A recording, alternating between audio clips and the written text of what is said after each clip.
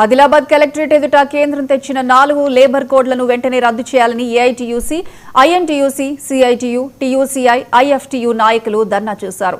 కేంద్రంలోని బీజేపీ ప్రభుత్వం కార్పొరేట్ శక్తులైన అదానీ, అంబానీ, నీరవ్ మోడీ వంటి బడాబాబులకు దేశ సంపదను అప్పనంగా అప్పచెప్పడం కోసం కార్మికుల కష్టార్జితాన్ని దోచిపెడుతోందని కార్మిక నాయకుడు సిర్రా దేవేందర్ ఆరోపించారు. కార్మికులకు వ్యతిరేకంగా వ్యవహరిస్తున్న బీజేపీ ప్రభుత్వానికి రాష్ట్ర ప్రభుత్వం వత్తాసు పలికితే కార్మికులంతా రోడ్లపైకి వచ్చి ఆందోళన చేస్తారని కార్మిక నాయకులు సిర్రా దేవేందర్ హెచ్చరించారు.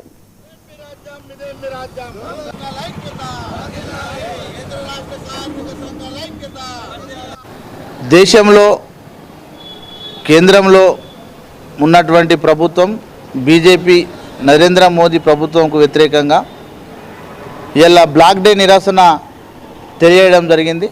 దీని ముఖ్య ఉద్దేశం కేంద్రంలో ఉన్నటువంటి బీజేపీ ప్రభుత్వం ఇలా 100 సంవత్సరాలకు పైబడి కార్మికులు పోరాడి సాధించుకున్నటువంటి 44 చట్టాలను కుదించి 4 కోళ్లుగా తీసుకురావడం జరుగుతుంది. 4 కోళ్లు 44 చట్టాలలో 29 చట్టాలను రద్దు చేసి 4 కోళ్లుగా తీసుకురావడం జరుగుతుంది. ఇందులో మినిమం వేజెస్ యాక్ట్ లేదు, సమ్మె చేసే హక్కు లేదు, సంఘం పెట్టుకునే హక్కు లేదు.